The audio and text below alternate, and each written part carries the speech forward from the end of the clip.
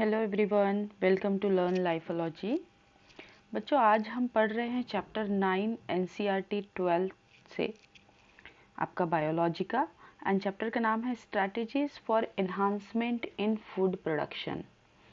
यहाँ पर हमको वो सारी स्ट्रैटेजीज की बात करनी है जिससे हम फूड के प्रोडक्शन को इंक्रीज कर सकते हैं। और इस चैप्टर में स्टार्टिंग के पैराग्राफ में ही बताया गया है कि फूड का प्रोडक्शन क्यों इंक्रीज करना है, due to increase in population. हमको इस पॉपुलेशन का डिमांड फुलफिल करना है फूड का, एंड दैट्स वाई करना है। तो okay, before starting the chapter मैं आपको ये बता दूं कि ये बहुत ही इजी चैप्टर है टू अंडरस्टैंड। जितने अच्छे से आप फैक्ट्स याद रख सकते हो और इस इंफॉर्मेशन को डायरेक्टली आंसर कर सकते हो, उतना अच्छा आप इस चैप्टर में स्कोर करने वाले हो। नीट में 2 क्वेश्चंस आ सकते हैं इस चैप्टर से। And simultaneously while explaining this chapter मैं आपको PYQs भी डिस्कस करूँगी एंड प्रीवियस ईयर क्वेश्चंस, और साइमल्टेनियसली उन एरिया के बारे में भी बात करेंगे जहाँ से इन फ्यूचर क्वेश्चन आने के चांसेस बहुत ज़्यादा है, जो आपके इंपॉर्टेंट लाइंस बन जाते हैं। So okay, again without wasting time हम इस चैप्टर को स्टार्ट करेंगे।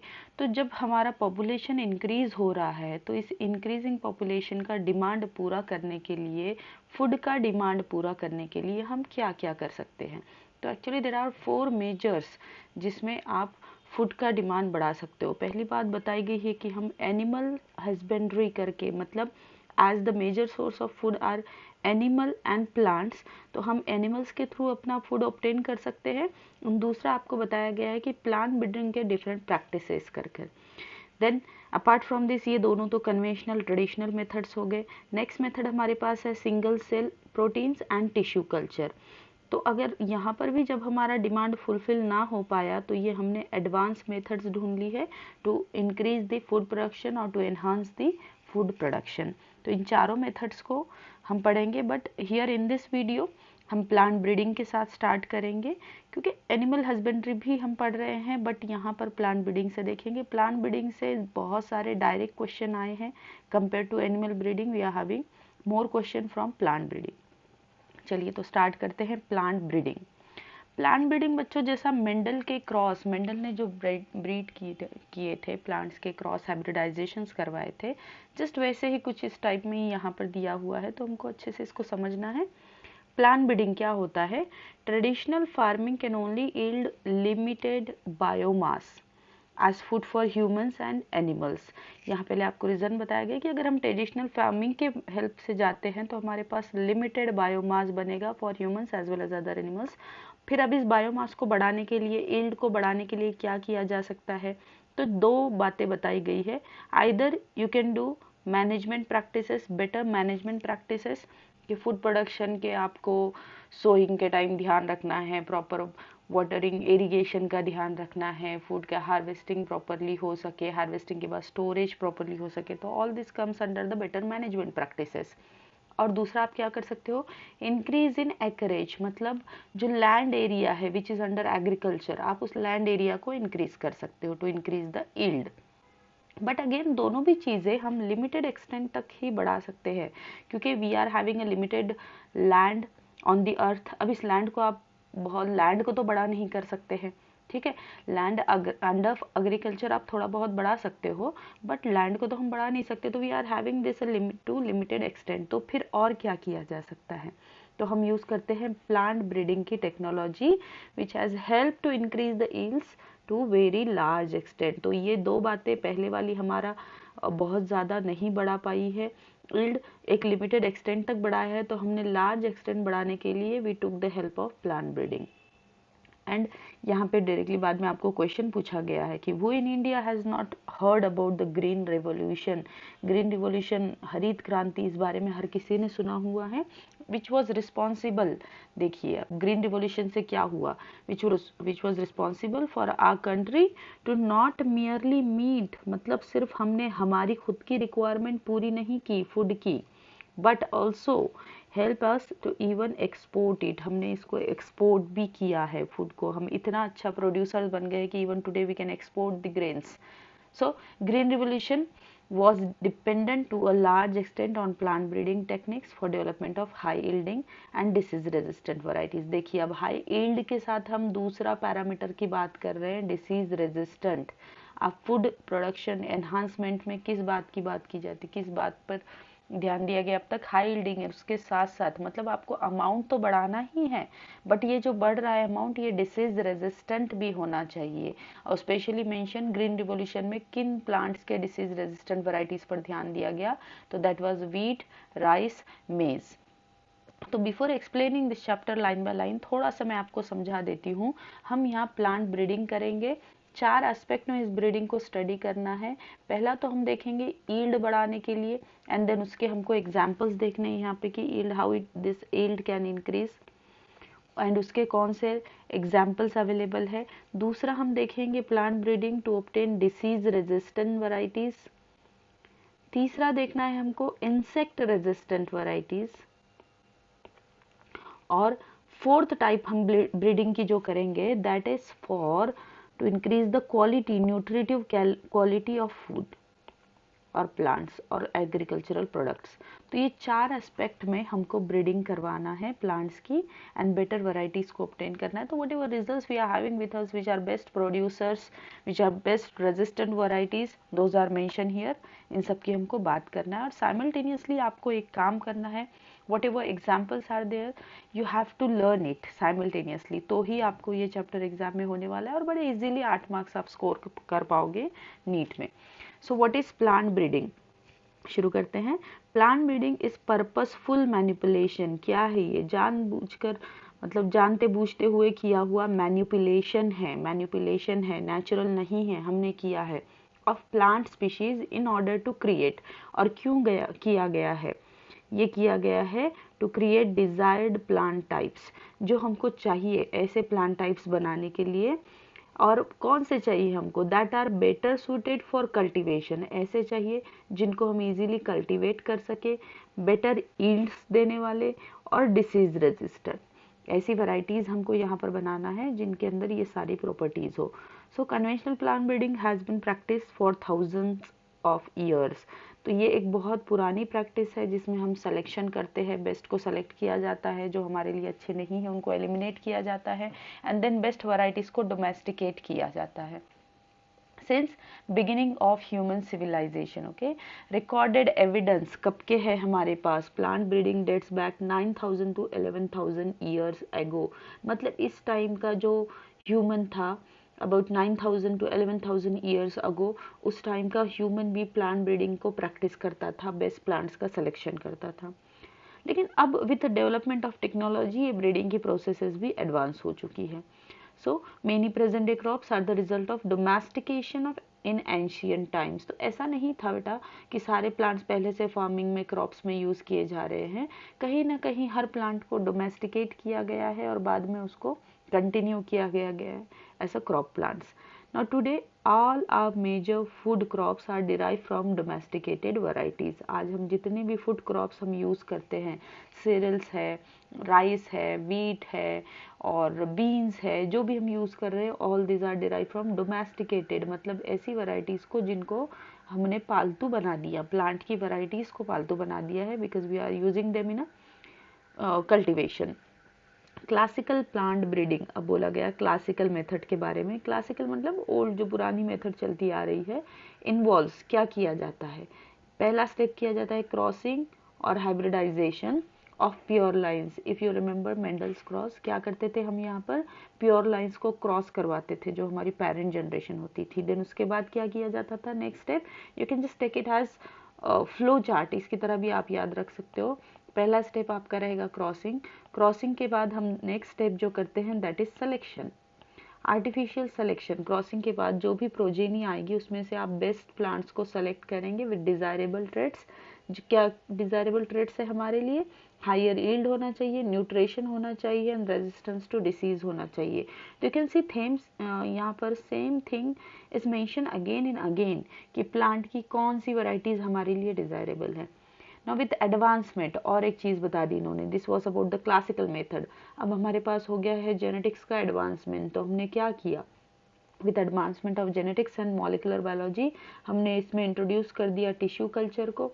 Plant breeding is now increasingly being carried out by using molecular genetic tools. अब ये हम एडवांस प्लांट ब्रीडिंग में करते हैं use of molecular genetic tools. Like you can say कि रिकॉम्बिनेंट डीएनए टेक्नोलॉजी को यूज किया जा रहा है, म्यूटेशन ब्रीडिंग को यूज किया जा रहा है, सोमा क्लोनल हाइब्रिड्स बनाए जा रहे हैं. ये सब कुछ क्या है, we are going to see in detail.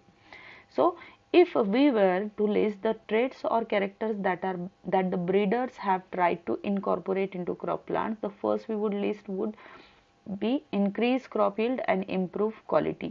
तो हमको जब इन कैरेक्टर्स की बात करनी है, ट्रेट्स की बात करनी है जो हमारे लिए बेस्ट है, तो सबसे पहला आ जाता है कि भाई यील्ड बढ़ाइए, पर एकड़ यील्ड बढ़ाइए और क्वालिटी को भी इम्प्रूव करिए, न्यूट्रिटिव वैल्यू बढ़ाइए क्रॉप्स का. सो देन नेक्स्ट आपको बोला गया increase tolerance to environment stress. Other than this हमको और क्या करना है, जो कुछ भी एनवायरमेंटल स्ट्रेस है. सी हमारा इंडिया एक टेम्परेट रीजन में है, तो यहाँ पर we are having different climates और बहुत बारी we have to face environmental stress. Like कहीं पे आपको सैलिनिटी बहुत ज़्यादा है, सैलिनिटी मीन्स एसिडिक सॉइल है, यहाँ पर सॉल्ट्स बहुत ज़्यादा है सॉइल में. देन सेकेंड हमारे पास है एक्सट्रीम टेम्परेचर्स वाले एरिया है, कभी कभी ड्रॉट वाली सिचुएशन हो जाती है. तो हमारा प्लांट इस एनवायरमेंटल स्ट्रेस में भी सर्वाइव करना चाहिए. We have to improve, we have to select such qualities, such varieties जो इन सिचुएशंस में भी सर्वाइव कर जाए. नेक्स्ट आपको बोला गया और कैसा होना चाहिए प्लांट आपका, रेजिस्टेंस टू पैथोजेंस. पैथोजेंस क्या होते हैं, जो डिसीज कॉजिंग ऑर्गेनिज्म है, इनमें आ जाएगा वायरस, फंजाई एंड बैक्टीरिया. ये प्लांट्स को डिसीज कॉज करते हैं, तो इनके लिए भी हमारे प्लांट में रेजिस्टेंस होना चाहिए. देन और क्या होना चाहिए, इंक्रीज टॉलरेंस, ये ज़्यादा टॉलरेट कर सके किसको, इंसेक्ट पेस्ट को. ये भी एक बहुत बड़ा प्रॉब्लम है एग्रीकल्चर क्रॉप्स में, क्योंकि आप बहुत अच्छे से आपका प्रोडक्शन हो गया है और जस्ट बिफोर हार्वेस्टिंग अगर इन पे इंसेक्ट का अटैक हो जाता है तो it is going to be a big loss. तो हमारा प्लांट कैसा होना चाहिए, इसके अंदर इंसेक्ट टॉलरेंस भी होना चाहिए. तो ये सारी हमारी लिस्ट रहेगी, हमको किन किन बातों पर, किन किन ट्रेट्स पर ध्यान देना है. Once again I am revising fast. क्या होना चाहिए, high yield, second improved quality, third हमारे पास होना चाहिए ऐसा प्लांट जो टॉलरेट करे एनवायरमेंटल स्ट्रेस को, जो रेजिस्ट हो पैथोजेंस को और जो टॉलरेट कर पाए इंसेक्ट पेस्ट को. Okay, so one by one देखते हैं हम यहाँ पर. Plant breeding program, now see here in this page आपको पूरा के पूरा प्लांट ब्रीडिंग प्रोग्राम को स्टेप वाइज मैनर में एक्सप्लेन किया गया है. Plant breeding programs are carried out in systematic way. एक प्री डिजाइन एक्सपेरिमेंट्स होते हैं, सिस्टमैटिक वे में किया जाता है. और कहाँ किया जाता है, in government institutions and commercial companies. ये सब लोग कर रहे हैं, कमर्शियल कंपनीज जो सीड्स बना रही है, जो इम्प्रूव्ड क्वालिटीज बना रही है क्रॉप्स के, तो ये हो गई commercial companies. And along with this बहुत सारे गवर्नमेंट इंस्टीट्यूट्स भी इस पर कंटिन्यू काम करते हैं जो एग्रीकल्चर पर रिसर्च कर रहे हैं. सो मेन स्टेप्स, अब आपको स्टेप्स बताई गई है, याद रखना है बेटा स्टेप्स बहुत अच्छे से. पहला स्टेप है कलेक्शन. देखिए अभी तक यहाँ पर स्टेप से कोई क्वेश्चन नहीं पूछा गया है, मतलब पूरे स्टेप्स को इन्वॉल्व करके, बट देयर इज पॉसिबिलिटी कि यहाँ आ सकता है स्टेप के सीक्वेंस के बारे में. पहला क्या स्टेप रहेगा, सेकेंड क्या रहेगा. तो फर्स्ट स्टेप है आपका कलेक्शन करना वेरिएबिलिटी को. वेरिएबिलिटी क्या है, जितने भी टाइप के अलील्स या ऑल्टरनेटिव वेरिएबल प्रेजेंट है किसी भी प्लांट के, उन सबको कलेक्ट करना is collection of variability. See we can see यहाँ से क्वेश्चन आ चुका है, PYQ है, 2013 का PYQ है. एंड और भी एक साल में आ चुका है where the germplasm collection was asked. अब यहाँ देखिए क्या बोला गया है, क्या है germplasm collection. Genetic variability is the root of any breeding program. किसी भी ब्रीडिंग प्रोग्राम का मेन रूट क्या होता है, जेनेटिक वेरिएबल. जब तक जेनेटिक वेरिएबिलिटी नहीं रहेगी, हमारे पास वैरायटीज कैसी अलग अलग आएगी, प्लांट कैसे वैरी करेगा. तो जेनेटिक वेरिएबिलिटी है तभी तो वेरिएशन देखने को मिल रहा है, तभी तो अलग अलग वैरायटीज देखने को मिल रही है. In many crops pre existing genetic variability is available from wild relatives of the crop. So यहाँ बोला गया है बहुत सारे क्रॉप्स हैं, wild is the original one, और ये वाइल्ड से हटके जितने भी वेरिएशंस आएंगे वो हमारे सारे वेरिएबल्स रहेंगे. Then collection and preservation of all the different varieties. क्या करना है हमको, ये सारी वैरायटीज को कलेक्ट भी करना है और प्रिजर्व भी करना है. Different varieties, species and also relatives of the cultivated species. Cultivated means जो ऑलरेडी आप एग्रीकल्चर में यूज़ कर रहे हो ऐसी species. Followed by there evaluation, next step क्या है उनका, इवैल्यूएशन करना, मतलब उनकी डिटेल स्टडी करना for their characteristic. For example आपने एक टोमेटो प्लांट सेलेक्ट कर लिया, तो उस टोमेटो प्लांट के कितने वैरायटीज़ अवेलेबल है। लाइक एक टोमेटो प्लांट है बहुत अच्छे लाल टमाटर बनाता है, दूसरा है बहुत कम टाइम में टमाटर बनाता है, तीसरा है टमाटर बहुत न्यूट्रिटिव है। तो लाइकवाइज ये वेरिएबल हो गया, इनके फिर डिटेल कैरेक्टरिस्टिक्स को स्टडी करना, इवेल्युएट करना इज द प्री रिक्वेसिट। प्री रिक्वेसिट मतलब हमारी ये डिमांड है, हमको ये पहले पूरा करना है। क्यों करना है, for effective exploitation of natural genes, ताकि हम इनके नेचुरल जीन्स को सही तरीके से यूज कर सके, जिससे हमारा ज़्यादा से ज़्यादा बेनिफिट हो। सो हियर एक्सप्लॉयटेशन का मीनिंग है कि आप बेटर से बेटर तरीके से इसको यूज कर सके फॉर योर बेनिफिट। ओके, सो ये आपके लिए इंपॉर्टेंट डेफिनेशन है, यहाँ से क्वेश्चन भी पूछा गया है। The entire collection of plants और seeds having all the diverse alleles for all genes in a group is called germplasm collection. तो जर्म प्लाज्म, किसी भी प्लांट के जर्म प्लाज्म कलेक्शन को क्या है डेफिनेशन, जर्म प्लाज्म कलेक्शन का meaning है एक प्लांट है उसकी जितनी भी वैरायटीज अवेलेबल है सारे जीन्स के लिए, जितने भी ऑल्टरनेटिव अलील्स है वो सारे आपको जमा करना है, और इस जमा करने के प्रोसेस को ही बोला जाता है जर्म प्लाज्म कलेक्शन। देन हमारा नेक्स्ट स्टेप आता है कलेक्शन के बाद इवैल्यूएशन। प्लांट्स का जो कलेक्टेड प्लांट है उनको इवैल्यूएट करेंगे, और इवैल्यूएट करने के बाद उनमें से पेरेंट्स का सिलेक्शन करेंगे। तो जो जर्म प्लाज्म हमारे पास आ चुका है, इसको इवैल्यूएट, सपोज आपके पास 100 प्लांट की वैरायटी मिल गई है, तो इन 100 में से आप देखोगे कि नहीं मेरी काम की सिर्फ 6 वैरायटीज है, तो आई एम गोइंग विद दो 6 वैरायटीज। तो ये हो गया selection process. So as to identify plants with desirable combination, whatever combination I am interested, मैं उसको सेलेक्ट करूंगी, बाकी को एलिमिनेट कर दूंगी। तो this will be the selection and evaluation. Selected plants को क्या किया जाता है, फिर इनको किया जाता है मल्टीप्लाई, मतलब इनको ग्रो करवाया जाएगा, और क्योंकि इनको हमको यूज करना है in the process of hybridisation. और in this process we create the pure lines. If you remember Mendel's pure lines, Mendel ने कहा था जब हम प्लांट को बार बार सेल्फिंग करते हैं तो will get the pure lines for particular desirable character. तो सेम वही चीज यहाँ अप्लाई हो रही है, आप इन प्लांट्स के सेलेक्टेड प्लांट्स के प्योर लाइन्स ऑब्टेन कर देंगे। Now after obtaining pure lines, next step क्या रहेगा, अब करना है हमको क्रॉस हाइब्रिडाइजेशन। जो भी आपके सेलेक्टेड डिजायरेबल प्लांट्स है इनके बीच में क्रॉस हाइब्रिडाइजेशन करना है। The desired characters have very often to be combined from the two different plants. क्या किया हमने, दो डिफरेंट प्लांट लिए, एक में एक डिजायर्ड कैरेक्टर था, दूसरे में second character. Like for example again हम ले लेते हैं टोमेटो प्लांट, एक का हमको शॉर्ट हाइट चाहिए था और दूसरे का हमको हाई ईल्ड चाहिए था, या तो एक में डिसीज रेजिस्टेंस पावर था, दूसरे प्लांट में हाई ईल्ड था। हमने ये दो वैरायटी वाले प्लांट सेलेक्ट किए और उनको क्रॉस करवाया। अब ये प्लांट्स हो गए हमारे पेरेंट जनरेशन।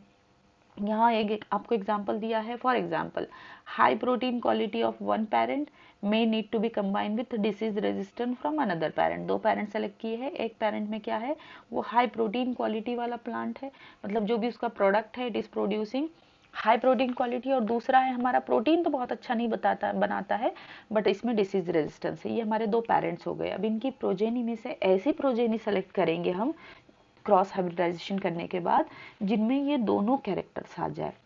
तो this is possible by cross hybridising two parents to produce hybrids. कैसे हाइब्रिड्स, जो genetically combine the desired characters in one plant. तो ये दोनों भी कैरेक्टर हमारे वन प्लांट में आ जाए, ऐसे हाइब्रिड को सेलेक्ट करना है। अब यहाँ बोला गया है कि it is a time consuming process, of course it requires years together. ये सिलेक्शन और हाइब्रिडाइजेशन की प्रोसेस को सालों लग जाते हैं, बहुत टीडियस प्रोसेस है, क्योंकि बोला गया है कि since the pollen grains from desirable plants chosen as male parent have to be collected, placed on stigma, the flowers selected, female parent, again it depends on the plant का life cycle कितना है, plant grow होने में कितना time लेता है, इस pollination की process के लिए environmental conditions suitable है क्या। So here आपको बोला गया है कि हम ये सारी चीज़ों में प्लांट्स के grains from the desirable plants are chosen as male parent, have to be collected and placed on stigma. ये सब कुछ कर लिया, पोलन ग्रेन्स जमा कर लिए एंड लास्ट आपको यहाँ बात की गई है, also it is not necessary that the hybrids do combine the desirable character. Yes there is possibility कि ऐसे हाइब्रिड्स मिले जिसमें डिजायरेबल कैरेक्टर्स ही ना हो, तो हमको ऐसे हाइब्रिड्स को नहीं सेलेक्ट करना है। So usually only 1 in few hundred। देखिए प्रोबेबिलिटी कितनी कम है, जब हम इतना सारा प्रोसेस कर रहे हैं टीडीएस प्रोसेस, तो हमको एक आध ही ऐसा मिलता है few hundred to 1000 क्रॉसेस में जो हमारा डिजायरेबल कॉम्बिनेशन के साथ हो। तो ये एक बहुत बड़ा आप बोल सकते हो प्रॉब्लम है इन दी क्लासिकल ब्रीडिंग टाइप। चलिए नेक्स्ट स्टेप आ जाता है। अब आप सपोज आपको यहाँ डिजायरेबल कॉम्बिनेशन मिल गया है, जैसा हमको चाहिए था वैसा कॉम्बिनेशन मिल गया है, तो नेक्स्ट स्टेप हम करेंगे सिलेक्शन ऑफ रिकॉम्बिनेंट। जो हमारे सुपेरियर रिकॉम्बिनेंट मिले हैं, अब इनको सेलेक्ट करें। पहले स्टेप में पेरेंट्स को सेलेक्ट किया था, अब जो रिकॉम्बिनेंट्स बन रहे हैं, नई हमको कॉम्बिनेशन वाले प्लांट्स मिले हैं, हाइब्रिड्स मिले हैं, इनको सेलेक्ट करना। ये किसके बेसिस पे किया जाता है? This step consist of selecting among the progeny. Progeny में सिलेक्शन किया है, जो हाइब्रिड की प्रोजेनी हो उसमें, और कौन सी वाली? The plants with desired character combination. ये सिलेक्शन प्रोसेस बहुत क्रूशियल होती है और success of breeding objectives and requires careful scientific evaluation. इसके लिए हमको चाहिए केयरफुल साइंटिफिक इवैल्यूएशन। क्या आपने जो प्रोजेनी सेलेक्ट की है वो सही प्रोजेनी है? इसका आपको साइंटिफिक इवैल्यूएशन करना होगा। This step yields plants that are superior to both. अब क्या मिल जाएगा आपको? ऐसा प्लांट वैरायटी मिल जाएगा जो दोनों पेरेंट्स से सुपेरियर रहेगा, जो कि हमारा अल्टीमेट एम था। So very often more than one superior progeny plant में बिकम अवेलेबल। ये भी पॉसिबिलिटी है कि एक से ज़्यादा भी आपको अच्छी सुपेरियर वैरायटीज मिल जाए।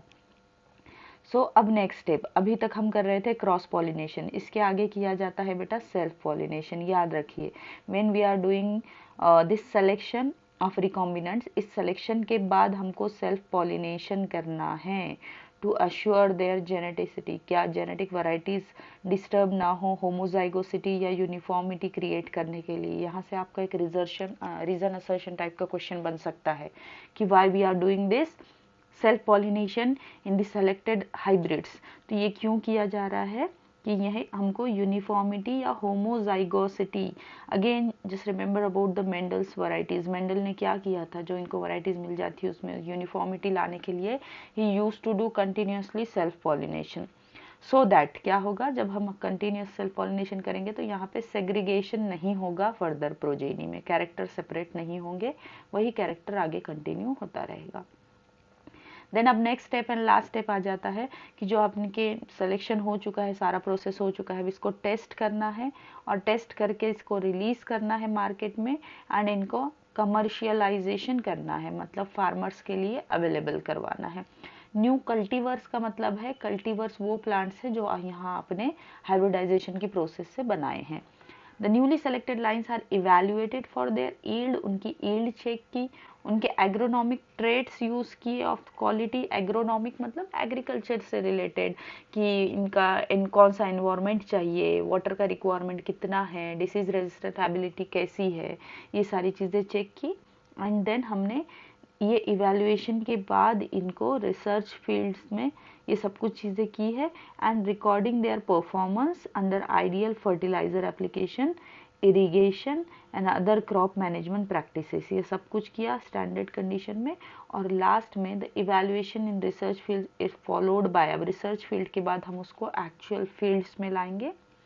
अब इनको टेस्ट किया जाता है फार्मर्स के फील्ड्स में फॉर एटलीस्ट, याद रखिए कि कब तक टेस्ट करेंगे, 3 ग्रोइंग सीजन्स तक, क्योंकि अभी तक बेटा जो काम किया गया था वो रिसर्च इंस्टीट्यूट में किया गया था, लेकिन हमको अब एक्चुअल टेस्टिंग ग्राउंड जहाँ इनका प्रोडक्शन करना है वहाँ तक उनको लेकर आकर यहाँ हम करेंगे 3 जनरेशन्स तक ग्रो। और सिर्फ एक जगह नहीं करेंगे, सेवरल लोकेशंस इन कंट्री। ये क्यों किया जाता है? क्योंकि हमारी कंट्री में हर एरिया में अलग क्लाइमेटिक जोन है, तो उस पर्टिकुलर क्लाइमेटिक जोन में वो सेलेक्टेड प्लांट कैसे प्रोड्यूस कर रहा है, अपना ईल्ड कैसे प्रोड्यूस कर रहा है, वैरायटीज कैसी बन रही है। रिप्रेजेंटिंग क्या बोला गया है, हमको ऐसे जोन्स लोकेशन सेलेक्ट करने हैं जो एग्रो क्लाइमेटिक जोन हो। फॉर एग्जांपल नॉर्थ इंडिया से एक जोन सेलेक्ट कर लिया, साउथ इंडिया से एक कर लिया, नॉर्थ ईस्ट रीजन से एक सेलेक्ट कर लिया, तो सो दैट हम प्लांट की वेरिएबिलिटी देख सके कि अगर क्लाइमेटिक जोन चेंज हो रहा है तो whether it is going to cause any effect on the plant. ये भी चीज़ें हमको साइमल्टेनियसली चेक करना है। देन एट लास्ट ये सब कुछ होने के बाद material is evaluated in comparison to the best available local crop. फिर इनको इवैल्यूएट किया जाएगा किससे कंपेयर किया जाएगा? ऑलरेडी जो अवेलेबल लोकल क्रॉप है सेम टाइप का, सेम कल्टीवर, तो उससे हम चेक करेंगे। ऐसा ना हो भाई कि इतनी मेहनत की और ऑलरेडी उससे बेटर वैरायटी अवेलेबल थी मार्केट में, तो हमारा मेहनत तो पूरा बेकार हो जाएगा। तो हमारा वैरायटी इससे भी सुपेरियर होना चाहिए, then only we can commercialise it. Okay तो यहाँ तक हो गए सारे आपके स्टेप्स जो कि इन्वॉल्व थे क्लासिकल ब्रीडिंग में। अब थोड़ा सा आपको यहाँ पर एक जनरल इन्फॉर्मेशन दी गई है। तो हमारा India, everyone knows as India is agriculture country. हमारी कंट्री का अप्रॉक्सीमेटली 33% जीडीपी एग्रीकल्चर से आता है, और हमारा ये एग्रीकल्चर फील्ड अबाउट 62% पॉपुलेशन इसमें इन्वॉल्व है, ये काम कर रही है। सो आफ्टर इंडियाज इंडिपेंडेंस क्या हुआ हमारे पास?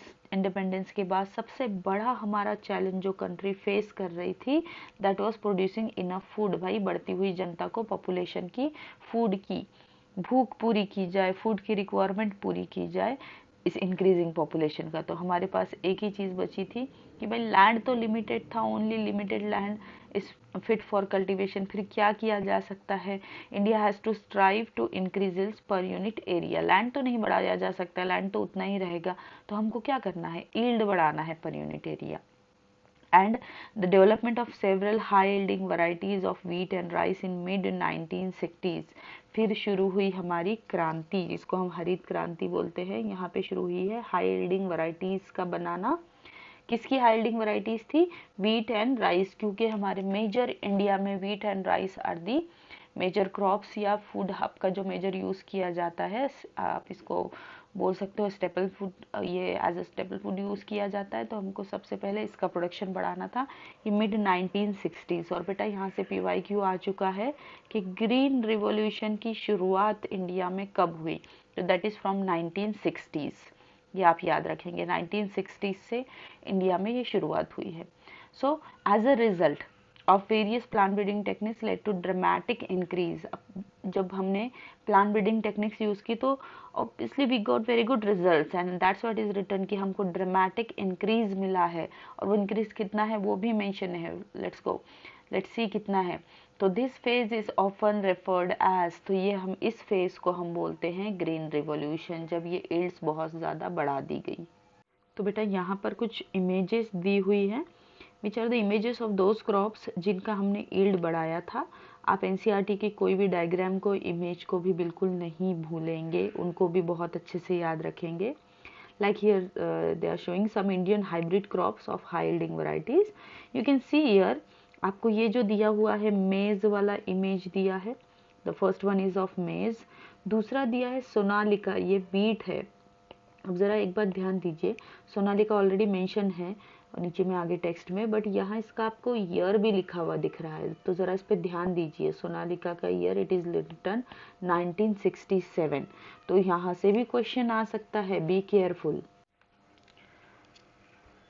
ओके सो आगे देखते हैं हम। अब देखिए यहाँ से आपका इम्पोर्टेंट पॉइंट शुरू हो रहे हैं।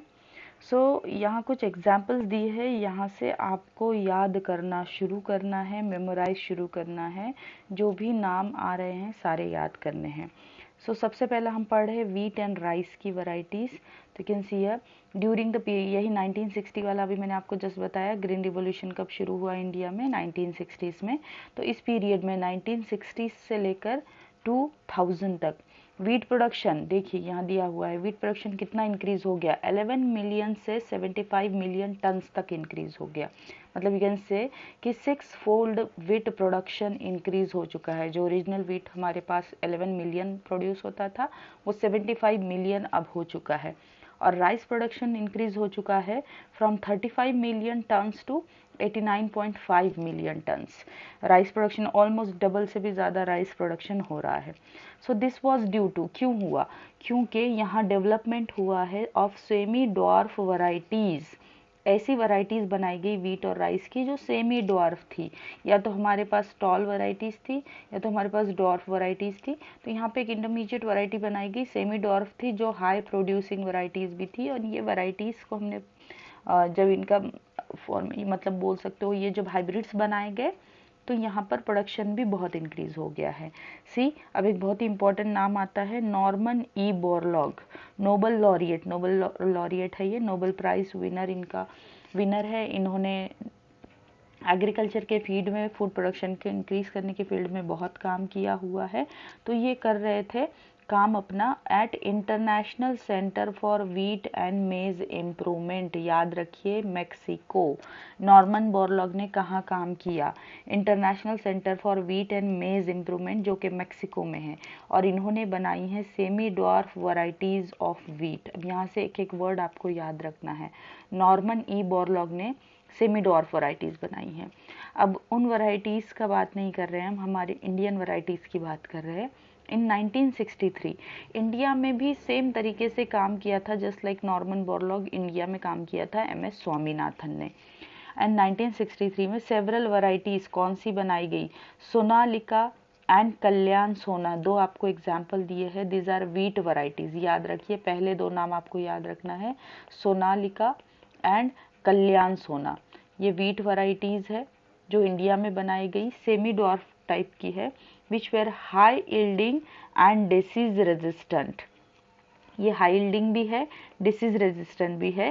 एंड ये कहाँ पर इनको इंट्रोड्यूस किया गया? In the wheat growing belt of India. जहाँ जहाँ भी इंडिया में एग्रीकल्चर में व्हीट कॉमनली ग्रो किया जाता है, स्पेशली इन नॉर्थ इंडिया, वहाँ ये दो वैरायटीज को इंट्रोड्यूस किया गया। नाम याद रखिए, सोनालिका एंड कल्याण सोना।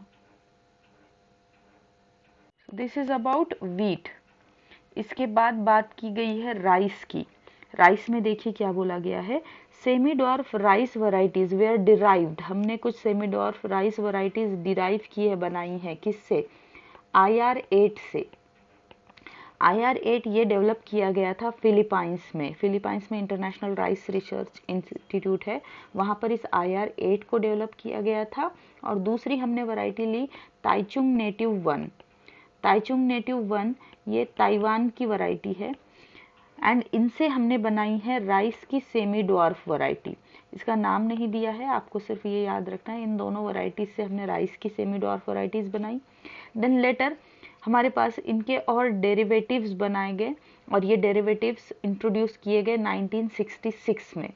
और ये डेरिवेटिव्स के आपको यहाँ पर नाम बताए गए लेटर। और बेटर यील्डिंग हमने सेमी डॉर्फ जो वैरायटीज बनाई उनके नाम है जया एंड रत्ना।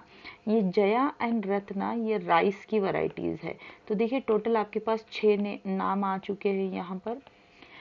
व्हीट में हमारे पास 2 नाम है, सोनालिका एंड कल्याण सोना। एंड राइट्स में हमारे पास 4 नाम है टोटल, जिसमें से IR8 and Taichung native 1 Indian नहीं है, इनके डेरिवेटिव्स हमने इंडिया में बनाए हैं। और जया और रत्ना हमारे यहाँ बनाई गई राइस की वैरायटीज है। रिमेंबर इट, यहाँ से भी क्वेश्चन आ चुका है। It is also PYQ, rice के आपको यहाँ पर वैरायटीज के नाम पूछे गए थे। ठीक है, तो these are high yielding varieties and semi dwarf varieties. Next example दिया गया है शुगर केन का। शुगर केन भी हमारे यहाँ एक कॉमन क्रॉप है। इस क्रॉप को ऑलमोस्ट पूरे इंडिया में यूज़ किया जाता है, लगाया जाता है एग्रीकल्चर फील्ड्स में। तो यहाँ 2 नाम दिए हैं शुगर केन के, 2 स्पीशीज़ है। एक है सैकरम बारबेरी, ये स्पीशीज़ नॉर्थ इंडिया में ग्रो की जाती है, बट इसका शुगर कंटेंट बहुत अच्छा नहीं है और यील्ड भी बहुत अच्छी नहीं है, लेकिन नॉर्थ इंडिया में आपको ये स्पीशीज़ मिलती है। दूसरा बताया गया है ट्रॉपिकल केन्स जो साउथ इंडिया में ग्रो किए जाते हैं, दैट इज सैकरम ऑफिसिनेरम। 2 नाम याद रखना है, एक है सैकरम बारबेरी और दूसरा है सैकरम ऑफिसिनेरम। ये बड़ी अच्छी केन की वैरायटी है, शुगर केन की वैरायटी है, जिसमें स्टेम्स भी थिक है। ऑब्वियसली जब स्टेम्स अगर थिक रहेंगे तो यील्ड अच्छा रहेगा, शुगर कंटेंट हाई रहेगा। बट इनका प्रॉब्लम ये है कि ये नॉर्थ इंडिया में ग्रो नहीं होते हैं, जो नॉर्थ इंडिया की क्लाइमेटिक कंडीशन है ये इनको सूट नहीं करती है। तो क्या किया गया, इन दोनों स्पीशीज को सक्सेसफुली क्रॉस किया गया और ऐसी शुगर केन वैरायटीज बनाई गई जिसके अंदर हाई यील्ड भी थी, थिक स्टेम्स भी थे, हाई शुगर भी था, और सबसे इंपॉर्टेंट ये नॉर्थ इंडिया में ग्रो भी हो रही थी। तो हमारी hybrid variety now it was ready to grow in north India with all the desirable characteristic. तो शुगर केन में आप ये 2 नाम रखेंगे, याद रखेंगे बिल्कुल। और मिलेट में आपको दिया गया है हाइब्रिड क्या क्या। मिलेट्स मतलब छोटे छोटे दानों वाले जो क्रॉप्स होते हैं, इनकी बात की गई है। मेज है, ज्वार है, बाजरा है, ये तीनों को सक्सेसफुली बनाया गया है। मेज ऑलरेडी हम बहुत बार पढ़ चुके हैं। ज्वार जो कि सॉर्गम भी बोल सकते हो आप इसको, इसका साइंटिफिक नेम, जीनस नेम है sorghum. And third one is bajra. इनको सक्सेसफुली डेवलप किया गया है हाइब्रिडाइजेशन से। So hybrid breeding have led to the development of several high yielding varieties. अब यहाँ पर हमारा हाई यील्डिंग वाला पार्ट खत्म। आपको हाई यील्डिंग में बेटा कितने नाम याद रखना है, जस्ट एक फास्ट रिवीजन। वीट में आपको याद रखना है कल्याण सोना, सोनालिका। राइस में आपको रखना है IR8 ताइचुंग नेटिव 1, ये इंडियन नहीं है। और इंडियन हमने जो बनाई है जया और रत्ना, जो नाम मेंशन है उसकी बात कर रही हूँ मैं। देन हमने शुगर केन में 2 प्लांट्स को हाइब्रिड क्रॉस किया है। सकारम के 2 स्पीशीज है, बारबेरी एंड ऑफिसिनेरम, जिसमें से ऑफिसिनेरम की काफ़ी अच्छी कैरेक्टरिस्टिक थी एंड उसको हमने इंट्रोड्यूस किया सो दैट हम इसको नॉर्थ इंडिया में भी ग्रो करवा सके। चलिए नेक्स्ट टाइप का प्लांट ब्रीडिंग हमको देखना है, जो किस लिए हमारा यहाँ एस्पेक्ट चेंज हो चुका है। Now this is breeding for the disease resistance. Again यहाँ पे आपको कुछ डिसीजेस के पैथोजेंस के बारे में बताया गया है। तो हमारे पास एक बहुत वाइड रेंज है फंगस की, बैक्टीरिया की, वायरस, पैथोजन की, जो हमारे ईल्ड को अफेक्ट करते हैं। ईल्ड तो बहुत अच्छी आ गई, फॉर एग्जांपल आपने हाई यील्डिंग वैरायटीज सेलेक्ट की है, प्रोडक्शन कर रहे हैं, बट ये पैथोजेंस आपकी ईल्ड को अफेक्ट कर सकते हैं। और स्पेशली क्योंकि ट्रॉपिकल क्लाइमेट से हमारे पास सीजनल कंडीशंस होती है, तो ये ईल्ड्स बहुत अफेक्ट की जाती है इन पैथोजन से। तो यहाँ पर ये जब पैथोजेनिक अटैक होगा तो क्रॉप लॉसेस कितने हो सकते हैं, बड़े सिग्निफिकेंट लॉसेस हो सकते हैं, अप टू 20 to 30%। एंड कभी कभी तो पूरा के पूरा क्रॉप बेकर हो जाता है, यहाँ पे लिखा गया है NCERT में। सो हम क्या कर सकते हैं अब इस सिचुएशन में, हमको ब्रीडिंग एंड डेवलपमेंट करना है कल्टीवर्स की, मतलब क्रॉप्स की। ऐसे कल्टीवर्स बनाना है जो कि डिसीज रेजिस्टेंट हो और जिससे हमारा फूड प्रोडक्शन, जो फूड खराब हो रहा था वो खराब होने से बच जाए। यहाँ आपको बहुत अच्छा बेनिफिट बताया गया है। अगर हम डिसीज रेजिस्टेंस वैरायटीज बना रहे हैं तो इससे और क्या फ़ायदा होगा, it also helps to reduce the dependence on fungicides, bacteriocides. आपको ये केमिकल्स नहीं यूज़ करने पड़ेंगे फंगस को किल करने के लिए या बैक्टीरियल अटैक को ठीक करने के लिए। तो हमारा प्लांट खुद रेजिस्ट करेगा इन अटैक्स को। Resistance of the host plant is ability to prevent the pathogen from causing disease. तो रेजिस्टेंस क्या होता है, रेजिस्टेंस जो होस्ट प्लांट का रहेगा, ये खुद ही एक एबिलिटी होती है प्रिवेंट करने के लिए प्लांट्स को, किससे, पैथोजन से, जो कि डिसीज कॉज कर सकते हैं। Determined by, it is determined by genetic constitution. ये कहाँ से आता है रेजिस्टेंस, ये चीज़ आपको इनके जीन्स में डालनी पड़ेगी होस्ट प्लांट के, तब इसमें रेजिस्टेंस आएगा। और जीन्स में डालने के लिए अगेन सेम मेथड करना है हमको। So before breeding is undertaken, it is important to know that about causative organisms. तो कुछ causative organisms के बारे में बताया गया है. Now you have to remember, again this is going to be second important point to memorize. पहले वाले नाम के बाद अब आपको यहाँ पर ये चीज़ें याद करनी है. Diseases caused by fungi क्या होते हैं, फंगल डिसीजेस क्या क्या दिए गए हैं आपको.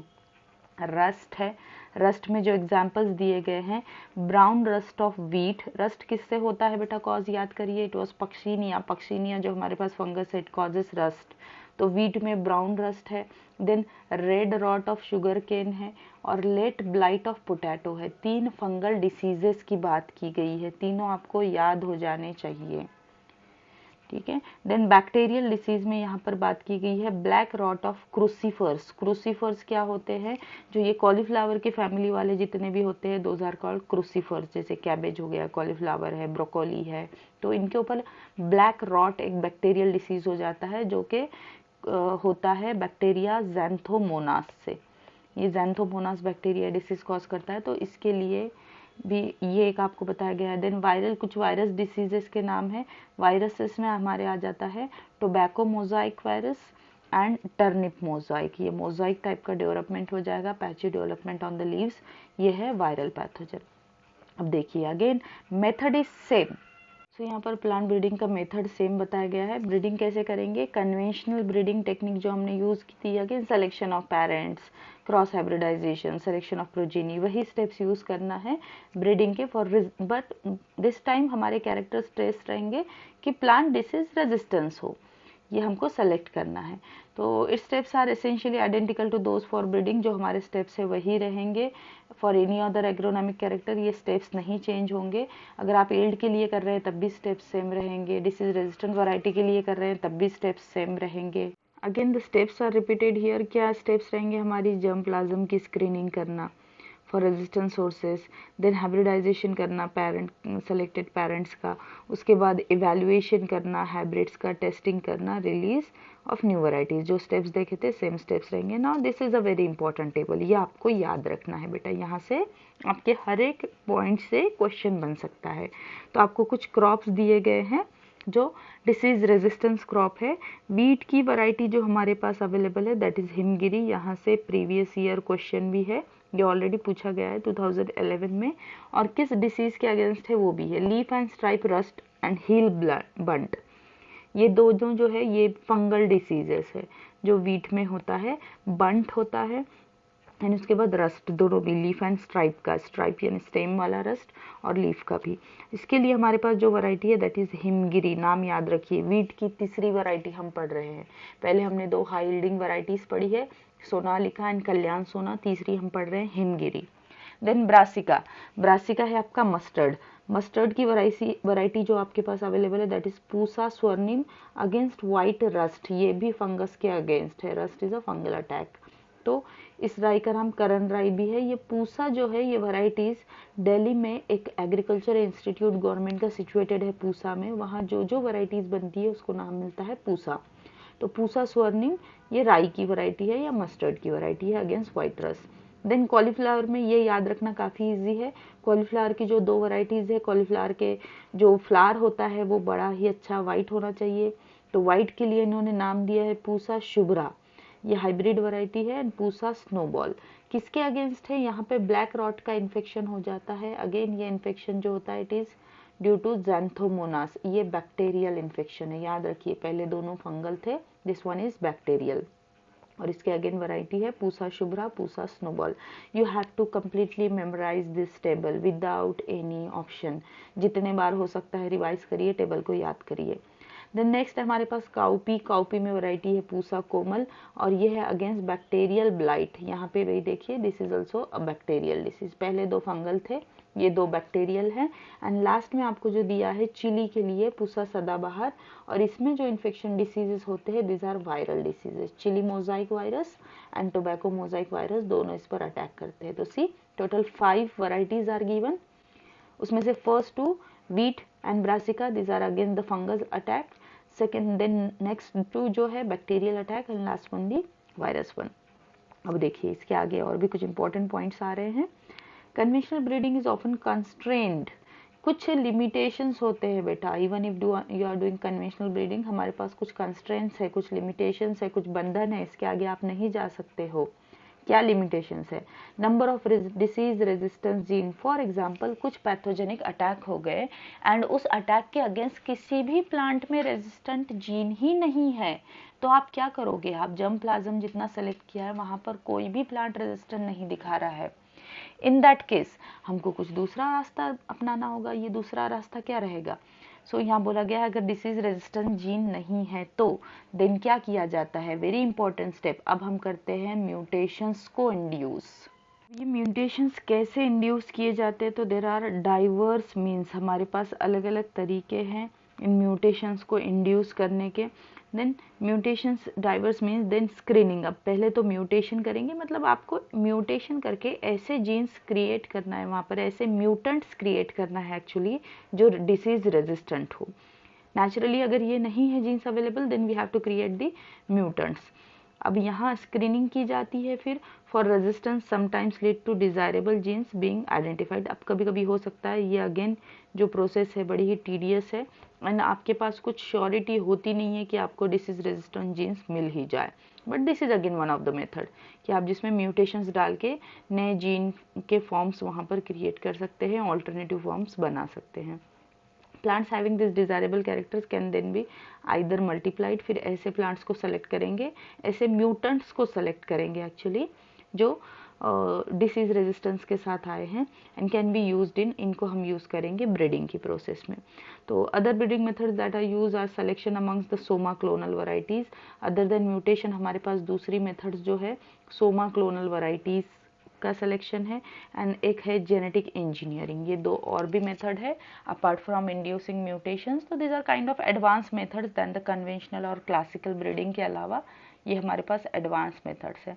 तो कुछ म्यूटेशन के बारे में दिया गया है, देखिए पहले ही देख लेते हैं। म्यूटेशन क्या होता है? Is the process by which genetic variations, क्या करते हैं हम यहाँ पर? जेनेटिक वेरिएशंस, क्योंकि ये वेरिएशन अवेलेबल नहीं है तो क्रिएट करवाना है। ये वेरिएशन कैसे करवाए जाते हैं? Through the changes in base sequence within genes. आपके पास ऑलरेडी कोई जीन है, उसमें हमको चेंजेस करवाने, तो it will be through this genes. This we have studied, already studied in chapter 5।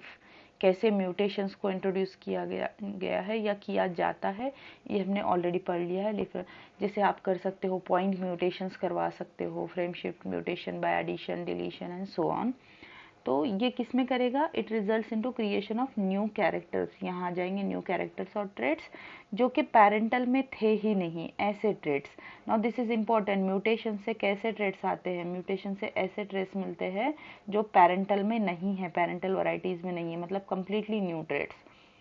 Then आपको बोला गया ये म्यूटेशंस आर्टिफिशियली भी करवाए जा सकते हैं थ्रू यूज़ ऑफ केमिकल्स। हमारे पास केमिकल्स होते हैं जिनको म्यूटाजेनिक एजेंट्स बोला जाता है।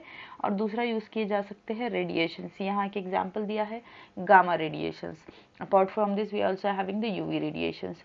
और इन गामा रेडिएशंस पर 2021 में क्वेश्चन आया हुआ है कि म्यूटेशंस के लिए हम कौन से रेडिएशन यूज़ कर सकते हैं, दैट इज़ गामा रेडिएशन। तो इसको याद रखिए आप। सी कितना सिंपल क्वेश्चन है, अगर थोड़ा सा ध्यान देकर पढ़ा जाता है तो directly you can answer here. And यहीं से दूसरी लाइन से देन 19 का क्वेश्चन है। यहाँ पर बोला गया है selecting and using plant that have desirable characters as a source of breeding. और इस प्रोसेस को हम बोलते हैं म्यूटेशन ब्रीडिंग। कन्वेंशनल ब्रीडिंग से म्यूटेशनल ब्रीडिंग कैसे अलग है? कन्वेंशनल ब्रीडिंग में या क्लासिकल ब्रीडिंग में हमने ऑलरेडी एग्जिस्टिंग वैरायटीज को, जिसको हम जर्म प्लाज्म बोल रहे हैं, उसी में से पेरेंट को सेलेक्ट किया था। म्यूटेशन ब्रीडिंग में क्योंकि हमारे पास डिजायरेबल जीन अवेलेबल नहीं है, तो हम म्यूटेशन इंड्यूस करवा के नई वैरायटीज सेलेक्ट करेंगे, ये ऑलरेडी एग्जिस्टिंग जर्म प्लाज्म में से नहीं रहेगी। यहाँ आपको एक एग्जाम्पल दिया है जिस पर 19 में क्वेश्चन भी पूछा गया है। इन मूंग बीन डायरेक्टली यही स्टेटमेंट आया था। मूंग बीन के अंदर रेजिस्टेंस क्रिएट करवाया गया अगेंस्ट येलो मोजाइक वायरस। और ये जो येलो मोजाइक वायरस वाली रेजिस्टेंस वैरायटीज बनाई गई थी एंड पाउडरी मिल्ड्यू, ये दोनों की जो वैरायटीज बनाई गई थी ये म्यूटेशंस से बनाई गई थी। दिस वेयर इंट्रोड्यूस और इंड्यूस बाय द म्यूटेशंस। तो ये आपको एग्जाम्पल याद रखना है म्यूटेशन ब्रीडिंग का, एंड जो कि ऑलरेडी क्वेश्चन भी पूछा जा सका है। ठीक है, several wild varieties of different cultivated species of plants have been shown to have certain resistant characters. देखिए अब यहाँ बात की गई है अबाउट वाइल्ड वैरायटी रिलेटिव्स जिनके अंदर ऑलरेडी रेजिस्टेंट कैरेक्टर्स होते हैं। अब हमको देखना है क्या होते हैं ये resistant characters but have very low yield, hence there is need to introduce resistant genes। यहाँ पे बात की गई है about the genetic engineering। अब इस पैराग्राफ में बात की जा रही है कि आप डायरेक्टली अगर हमारे पास ऑलरेडी रेजिस्टेंट कैरेक्टर्स है तो यहाँ पे वाइल्ड वैरायटीज़ में तो हम उन वाइल्ड वैरायटीज़ के जीन्स निकाल सकते हैं और उनको हम हाई यील्डिंग वैरायटीज़ में इंट्रोड्यूस कर सकते हैं। तो ये जीन्स हमको निकाल कर किस में डालना है? हाई यील्डिंग वैरायटीज़ में डालना है। अब resistance to yellow mosaic virus, again second example दिया गया है। ये जेनेटिक मेथड है, अगेन मॉडिफिकेशन जेनेटिक ब्रीडिंग है, ये जेनेटिक इंजीनियरिंग का प्रोडक्ट आप बोल सकते हो।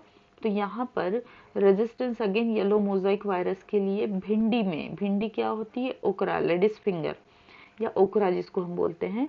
साइंटिफिक नेम भी दिया है, you have to remember this, Abelmoschus esculentus, ये इसका साइंटिफिक नेम दिया है। अब इसको ट्रांसफॉर्म किया गया जीन को इंट्रोड्यूस करके, एंड इसको हम बोलते हैं, जो वैरायटी जो बनी है इसको बोला जाता है परभनी क्रांति। परभनी महाराष्ट्र में एक डिस्ट्रिक्ट है और वहाँ पर ये बनाया गया है, इन्होंने इसको नाम दे दिया परभनी क्रांति, जो कि ऐसी भिंडी है which is having resistant gene which was introduce from a wild variety, किसके अगेंस्ट? येलो मोजाइक वायरस के अगेंस्ट। ओके, नेक्स्ट देखिए, all the above examples involve sources of resistance genes that are in the same crop species। भाई same crop तक तो है तो ठीक है, so which has to be bred for disease resistance or in related wild species। अब ये same या रिलेटेड स्पीशीज में ये सब कुछ हो गया, बट यहाँ आपको बोला गया है transfer of resistant genes is achieve by sexual hybridization. अगर स्पीशीज सेम है, वैरायटी सेम है, तो हम ये सेक्सुअल हाइब्रिडाइजेशन से अचीव कर सकते हैं। बट अगर सेम जीन वहाँ पर नहीं है तो we have to take some different methods. अगर पूरी वैराइटीज़ ही चेंज हो रही है तो हमको दूसरे मेथड से जाना होता है, जिसको हम जेनेटिक मॉडिफिकेशन भी बोल सकते हैं। Okay, now the next type of plant breeding, that is developing resistance to insect pest. So हमने resistant to diseases में 5 varieties एक टेबल में पढ़ी है, जिसमें wheat पढ़ा था। So it was wheat, mustard, cauliflower, cowpea, chili, ये नाम आपको याद रखना है। उसके बाद नेक्स्ट आपको याद रखना है क्या, मूंग बीन में येलो मोजाइक वायरस वाली म्यूटेशन ब्रीडिंग, एंड भिंडी के अंदर जो वैरायटी बनाएगी परवनी क्रांति। ये मतलब total 7 names you have to remember in disease resistant varieties which are mention in the NCERT. अब इंसेक्ट रेजिस्टेंस की बात करते हैं। Another major cause for large scale destruction of crop plant and crop produce is the insect and pest infestation. यहाँ बोला गया है दूसरा हमको जो खतरा है हमारे क्रॉप्स को, that is paste and insect infestation. Infestation का मतलब क्या होता है कि बहुत बुरी तरीके से अगर इन्होंने इन्वेड कर दिया है क्रॉप्स को, भरमार हो चुकी है कीड़े मकोड़ों की, तो that is called the infestation. अब इससे कैसे फाइट किया जा सकता है? Insect resistant in crop plants में बी ड्यू टू, अब ये नेचुरल की बात की गई, यहाँ पे इंसेक्ट रेजिस्टेंस क्यों हो सकता है? कुछ क्रॉप प्लांट्स में होता है। ये रेजिस्टेंस कौन से फॉर्म का हो सकता है? मॉर्फोलॉजिकल रेजिस्टेंस हो सकता है कि मॉर्फोलॉजी में ही प्लांट के ऐसे कुछ स्ट्रक्चर्स डाल दिए गए हैं जो वो इंसेक्ट को रेजिस्ट कर रहे हैं। बायोकेमिकल हो सकता है कि प्लांट कुछ केमिकल्स सिक्रीट कर रहा है जो ये केमिकल्स इंसेक्ट के लिए हार्मफुल है। देन फिजियोलॉजिकल कैरेक्टरिस्टिक्स हो सकती है। तो likewise we are having different you can see the methods जो इंसेक्ट को रेजिस्ट करेंगे। जैसे कि यहाँ एग्जाम्पल दिया हुआ है, it is important understand carefully. आपको दिया गया है कि नेचुरली क्या क्या मॉडिफिकेशंस हो सकते हैं प्लांट में इंसेक्ट रेजिस्टेंस के लिए। जैसे कि दिया है हेरी लीव्स। हेरी लीव्स होती है बहुत सारी प्लांट्स में जो क्या करेगी, रेजिस्ट करेगी इंसेक्ट पेस्ट को। जैसे कि एग्जाम्पल दिया है jassids in cotton and cereal. हेरी लीव्स का एग्जाम्पल दिया है कॉटन में, जैसिड्स को ये रेजिस्ट करता है। Jassids this are type of insects. नाम याद रखना है कौन कौन से इंसेक्ट के नाम आ रहे हैं। पहला नाम आया है आपको जैसिड्स। जैसिड्स किस में? कॉटन में एंड सीरियल्स में। दूसरा आपको दिया गया है लीफ बीटल व्हीट में। लीफ बीटल को व्हीट में या व्हीट को लीफ बीटल से बचाने के लिए हमारे पास ये मॉडिफिकेशन है। क्या मॉडिफिकेशन है? हेरी लीव्स। और बोला गया है व्हीट में और क्या होता है, solid stem. Second one is same, solid stem से क्या हो जाएगा, अगर हमारे see this is number 1, this is number 2। Solid stem अगर व्हीट में है तो it lead to non preference of stem sawfly. Stem sawfly next insect है हमारा, लेकिन अगर स्टेम ऑलरेडी सॉलिड है तो ये इसको इन्फेक्ट नहीं कर सकता। नेक्स्ट क्वालिटी बताई गई है जो प्लांट्स में होती है, that is smooth levied and nectarless cotton. हमारे पास ऐसी कॉटन की अगर वैरायटीज है जिनके लीव स्मूथ है और इनमें नेक्टर नहीं है, तो ये वैरायटीज किसको नहीं अट्रैक्ट करेगी? बॉलवर्म्स को। Bollworms are the next type of insects which invade this cotton crops और बहुत लॉस करवाते हैं कॉटन फील्ड्स में। देन नेक्स्ट आपको बोला गया है 4 नंबर पे high aspartic acid and low nitrogen. High aspartic acid है, low nitrogen and sugar content है। अगर मेज की वैरायटी में अगर ये सब कुछ है तो ये क्या करता है, it is resistant to stem borers.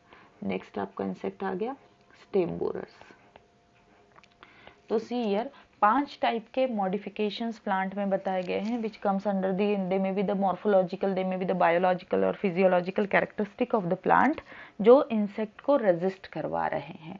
तो we can select this characteristics और traits to create the hybrids so that हम यहाँ पे इंसेक्ट्स को दूर कर सकें इन प्लांट्स से। So breeding method, again I am saying this is very important paragraph. ये 5-6 लाइन आपके लिए बहुत इंपॉर्टेंट है, इसको ध्यान से पढ़िए, ध्यान से सुनिए फिर से अगेन एक बार। किस टाइप के कैरेक्टरिस्टिक बताए गए हैं इंसेक्ट रेजिस्टेंट के लिए? हेरी लीव्स बताई गई है कॉटन में, देन और व्हीट में, और बताया गया है सॉलिड स्टेम व्हीट में, then smooth leaves and nectarless cotton बताया गया है, and high aspartic acid, nitrogen and sugar content maize में बताया गया है। So breeding methods for insect pest resistance involve the same steps. Again steps हमारी breeding same रहेंगी जो हमने स्टार्टिंग में देखी थी, जो हमने डिसीज रेजिस्टेंट वैरायटीज़ के लिए देखी थी, that is selection of parent है, इवैल्यूएशन है, हाइब्रिडाइजेशन है, सिलेक्शन ऑफ प्रोजेनी है and all that stems will be, यहाँ पर पूरे के पूरे आपके स्टेप्स सेम रहेंगे। सोर्सेस ऑफ रेजिस्टेंस जीन्स यहाँ पर क्या रहेंगे, may be cultivated crops varieties जो ऑलरेडी हमारे पास है वहाँ से हम कर सकते हैं, या जर्म प्लाज्म कलेक्शन से कर सकते हैं, या तो फिर वाइल्ड रिलेटिव से लिया जा सकता है। अब कुछ वैराइटीज़ यहाँ दी गई है, ये नेक्स्ट टेबल है जो आपको मेमोराइज करना है, ठीक है। Brassica that is again mustard या राई, जिसको रेपसीड भी बोलते हैं, इसकी वैरायटी हमारे पास है पूसा गौरव। पहला याद रखिए बेटा, दैट वाज पूसा स्वर्णिम जो डिसीज के अगेंस्ट था, और पूसा गौरव जो एफिड दैट इज इंसेक्ट के अगेंस्ट है। स्वर्णिम is against the bacterial disease and Gaurav is against the insect attack, that is insect कौन सा है, एफिड्स। देन दूसरा हमारे पास फ्लैट बीन जो सेम की फली बोली जाती है वो है ये Pusa same 2 and Pusa same 3, ये हमारे पास दो वैरायटीज अवेलेबल है, और ये किसके अगेंस्ट है, again jassids, aphids and fruit borers. Borers क्या होते हैं, कुछ इंसेक्ट्स होते हैं जो फ्रूट में गड्ढे कर देंगे, या स्टेम बोरर्स आप बोल रहे हैं तो स्टेम में होल्स कर रहे हैं तो इनको बोरर्स बोला जाता है। द नेक्स्ट है हमारे पास ओकरा, भिंडी के लिए कौन सी वैरायटी है, पूसा सवानी एंड पूसा A4। भिंडी की ऑलरेडी हम एक वैरायटी पढ़ चुके हैं, under what genetic gene introduce किया था हमने येलो मोजाइक वायरस के लिए, वो वैरायटी थी हमारी परभनी क्रांति। और यहाँ पे जो दी गई है डिस्पोसा सवानी एंड पूसा A4, ये है again shoot and fruit borer. Again बेटा मेमोराइज दिस 3 वैरायटीज, बहुत कुछ हार्ड है नहीं, ये 3 नाम आपको याद करना है। नेक्स्ट आ जाते हैं plant breeding for improved food quality. अब ये बहुत इंपॉर्टेंट है, यहाँ से काफ़ी क्वेश्चंस आ चुके हैं PYQs में। So more than 840 million people in the world do not have adequate food meet their daily food nutritional requirements। मतलब खाना तो सब रोज़ खा रहे हैं, बट क्या आपका फूड आपका न्यूट्रिशनल रिक्वायरमेंट पूरा कर रहा है? तो यहाँ एक नंबर दिया गया कि इतने लोगों को 840 मिलियन लोगों को डेली फूड में न्यूट्रिशनल रिक्वायरमेंट पूरा नहीं होता है। A far greater number 3 billion people suffer from micronutrient, protein and vitamin deficiencies, जिसको हम हिडन हंगर बोलते हैं। अगेन इंपॉर्टेंट पॉइंट, यहाँ से क्वेश्चन बन सकता है, what is hidden hunger. Hidden hunger क्या होता है, आपका पेट तो भर गया है लेकिन वहाँ पे माइक्रोन्यूट्रिएंट, प्रोटीन और विटामिन की रिक्वायरमेंट पूरी नहीं की गई, इसको हिडन हंगर बोला जाता है। Because they can not afford to buy enough fruits, क्योंकि ये चीज़ें हमको कहाँ से मिलती है, फ्रूट से मिलती है, वेजिटेबल से मिलती है, लेग्यूम से मिलती है, फिश, मीट। अब इन लोगों के पास इतना पैसा है नहीं कि ये सारी चीज़ें डेली बाय कर सके, खा सके। ये तो नॉर्मल जो आपके रेगुलर फूड है वो खाते हैं, स्टेपल फूड खाते हैं। तो भाई क्या किया जा सकता है, तो हमारा जो नॉर्मल फूड है अगर उनमें ही हम इन न्यूट्रिएंट्स का मात्रा, इनका कॉन्सेंट्रेशन, इनकी क्वांटिटी बढ़ा दे तो that will be a better option. तो वही किया गया है, यहाँ पर हम फूड का न्यूट्रिटिव वैल्यू बढ़ाएंगे। So diets lacking essential micronutrient, particularly कौन कौन से माइक्रोन्यूट्रिएंट नहीं होते हैं जनरली, यहाँ पर दिया गया iron, vitamin A, iodine, zinc. इनसे हमारे अंदर डिसीज का भी रिस्क बढ़ जाता है, आपकी इम्यूनिटी कम हो जाएगी, डिसीज का रिस्क बढ़ेगा तो लाइफ स्पैन कम हो जाएगा, और मेंटल एबिलिटीज भी कम हो जाएगी। तो हमको क्या करना है, this thing should be sufficient in our food. Daily हम जो फूड खा रहे हैं उसमें आयरन होना चाहिए, विटामिन A होना चाहिए, आयोडीन एंड जिंक, इनका रिक्वायरमेंट है।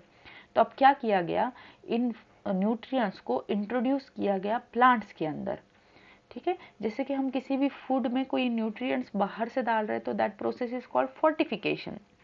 क्योंकि हमने ये क्रॉप्स में डाल दिया, डायरेक्टली प्लांट्स में डाल दिया, तो इस प्रोसेस को बोला जाता है बायो फोर्टिफिकेशन। बेटा यहाँ से 2021 में भी क्वेश्चन आया है और 22 में भी क्वेश्चन आया है फ्रॉम बायो फोर्टिफिकेशन।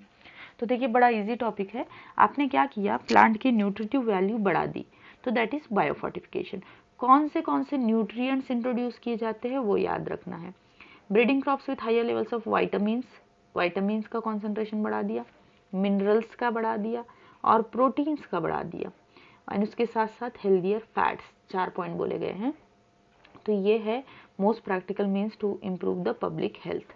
यहाँ पे कुछ आपको न्यूट्रिशनल क्वालिटी दी गई है, याद रखना है, प्रोटीन कंटेंट एंड क्वालिटी, दूसरा दिया गया है ऑयल कंटेंट, इनको इम्प्रूव किया जाता है। देन विटामिन को एंड माइक्रोन्यूट्रिएंट्स को, micronutrients we know which are the micronutrients and mineral content जो हमारे नॉर्मल मेटाबॉलिज्म के लिए, हेल्दी फिजियोलॉजी के लिए जो चाहिए। देन अगेन एक केस स्टडी आ गया है यहाँ पर। अब फिर से एग्जाम्पल आपको याद रखना है। इन 2000 मेज हाइब्रिड्स बनाए गए। कैसे मेज हाइब्रिड्स बनाए गए? जिनके अंदर amino acids lysine and tryptophan, remember 2 amino acid का अमाउंट डबल था नॉर्मल मेज से।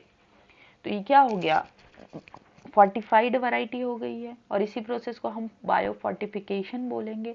तो ये एग्जिस्टिंग जो मेज हाइब्रिड्स थे उनसे ट्वाइस इनके पास ये अमीनो एसिड थे, लाइसिन एंड ट्रिप्टोफैन। दूसरा आपको बोला गया है कि व्हीट वैरायटी जिसका नाम है एटलस 66, देखिए 4th व्हीट वैरायटी का नाम आ रहा है, सोनालिका कल्याण सोना, हाई यील्डिंग। देन हिमगिरी आया है, disease resistant, rust resistant. Then 4th नाम व्हीट में जो आया है आपको यहाँ पर एटलस 66। एटलस 66 बेटा किसके अगेंस्ट है? इसके में होता है high protein content. Actually wheat जो है ये स्टार्च का सोर्स है, लेकिन इसमें एक्स्ट्रा प्रोटीन भी रहेगा and has been used as a donor for improving cultivated wheat. Then next आपको बोला गया है आयरन फोर्टिफाइड राइस के बारे में।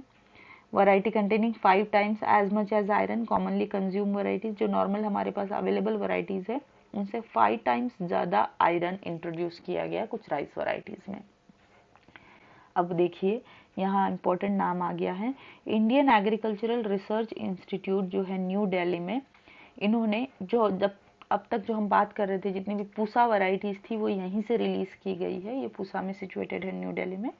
सो हैज आल्सो रिलीज्ड, और क्या क्या रिलीज किया है इन्होंने, सेवरल वेजिटेबल्स जो कि रिच है किसमें, विटामिन में एंड मिनरल्स में। एग्जाम्पल दिया है बेटा, याद रखिए, this is very very important. Again क्या क्या आपको एग्जाम्पल दिए गए यहाँ पे, कैरेट, स्पिनच, पम्पकिन, ये वैरायटीज है विटामिन ए से भरपूर। इन्होंने कैरेट की, स्पिनच की और पम्पकिन की ऐसी वैरायटी बनाई जो कि एनरिच थी विटामिन ए से। देन दूसरा आपको दिया गया है बिटर गर्ड, जो करेला होता है, बथुआ, बथुआ एक लीफी वेजिटेबल है, और मस्टर्ड एंड टोमेटो, इनकी वैरायटीज बनाई गई विच were rich in vitamin C. याद रखिए अगेन, विटामिन ए वाले हमारे पास है carrot, spinach and pumpkin. Vitamin आप थोड़ा सा ऐसे भी याद रख सकते हो, कैरेट ब्राइट कलर है, कैरोटीन होता है, विटामिन ए रहेगा वहाँ पर, स्पिनच में विटामिन ए रहेगा, और पम्पकिन में भी अंदर का अगर आप देखते हो तो इट इज़ ऑरेंज कलर, तो यहाँ भी आपके पास विटामिन ए होता है। देन विटामिन सी के लिए हमने बनाया बिटर गर्ड, दैट इज़ करेला, बथुआ एक लीफी वेजिटेबल है, मस्टर्ड, टोमेटो, ये vitamin C and rich varieties इन्होंने बनाई हैं। इंडियन एग्रीकल्चरल रिसर्च इंस्टीट्यूट ने, नाम याद रखिए, Indian agricultural research institute which is situated in new Delhi. कितने इंस्टीट्यूट्स के नाम आ चुके हैं अब तक चैप्टर में? सबसे पहला आया है आपका मैक्सिको का, जहाँ पर नॉर्मन बर्लॉक काम कर रहे थे। दूसरा आया है फिलीपाइंस से, जहाँ से हमने IR8 वैरायटी ली थी, और तीसरा नाम ये आया है, याद रखिएगा सारे। देन नेक्स्ट बोला गया आपको iron and calcium enrich, iron and calcium enrich बनाए गए हैं स्पिनच एंड बथुआ, दोनों भी लीफी वेजिटेबल्स है। और प्रोटीन एनरिच, जिसमें हाई प्रोटीन का कंटेंट था, ऐसे बीन्स बनाए गए, प्रोटीन एनरिच बीन्स, जिसमें है ब्रॉड बीन्स, लबलब, इसको लोबिया भी बोला जाता है, फ्रेंच एंड गार्डन पीस। इतने नाम आपको याद रखना है। This paragraph is again very important after the tables which we remember. ठीक है, तो विद दिस हमारा प्लांट ब्रीडिंग का पार्ट कंप्लीटेड। अब आगे जो दो छोटे छोटे पार्ट्स रह जाते हैं, those we are going to continue. Okay, welcome again. तो हम अभी बात करेंगे नेक्स्ट टाइप की एडवांस टेक्निक जो फूड के प्रोडक्शन को एनहांस करने वाली है, इंक्रीज करने वाली है। हमने अब तक जो टेक्निक की बात की that is the breeding methods, यहाँ पे बहुत सारे लिमिटेशंस है। इवन इफ हमने ब्रीडिंग से यील्ड बढ़ा दिया, फिर भी हमारा लैंड तो नहीं बढ़ रहा है ना, we are having limited land.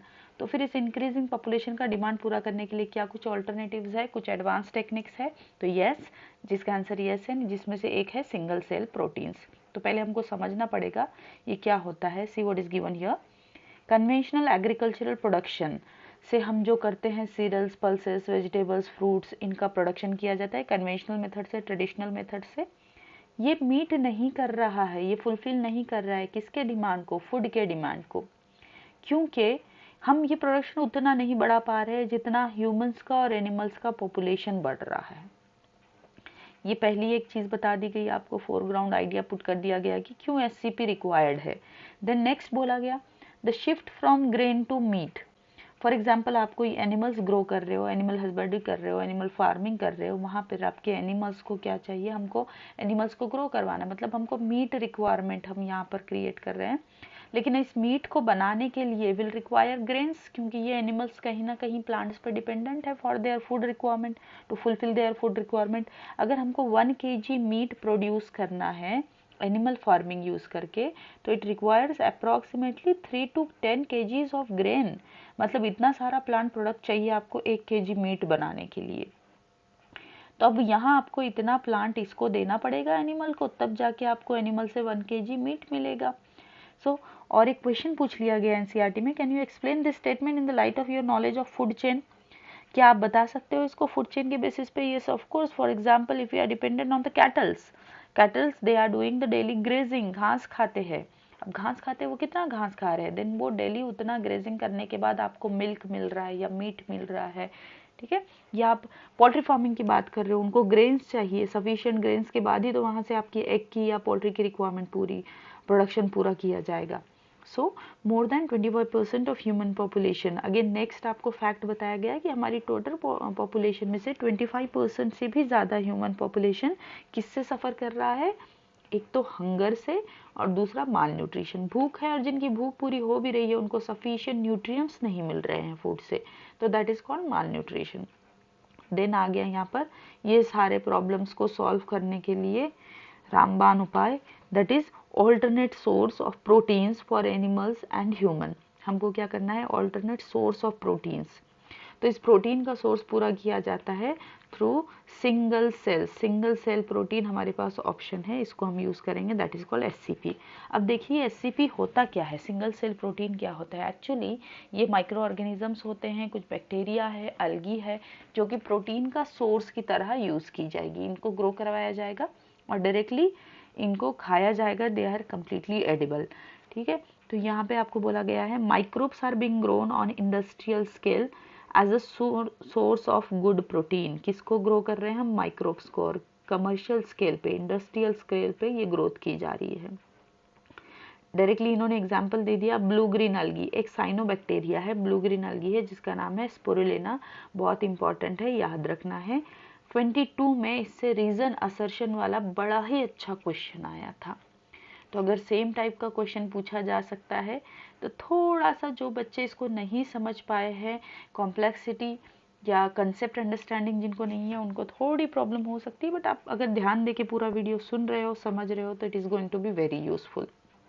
तो spirulina it can be grown easily on materials, कोई रीजन असर्शन वाला क्वेश्चन था। तो ये स्पिरुलिना ये एक साइनोबैक्टीरिया है, साइनोबैक्टीरिया तो इट इज ऑटोट्रोफिक, फोटोसिंथेटिक होता है। इनको ग्रो करवाया जा सकता है वेस्ट वाटर में, कहाँ से, जो कि पोटैटो प्रोसेसिंग प्लांट से आ रहे हैं, क्योंकि इस वाटर में स्टार्च होता है। दूसरा straws, molasses, animal manure, even sewage. तो देखिए हर टाइप के वेस्ट पे ये ग्रो हो जाता है, तो डबल बेनिफिट है, वेस्ट ट्रीटमेंट भी हो रहा है, वेस्ट वाटर ट्रीट भी किया जा रहा है, और साइमल्टेनियसली यहाँ अलगी ग्रो हो रही है और इस अलगी को directly as a food use किया जाता है।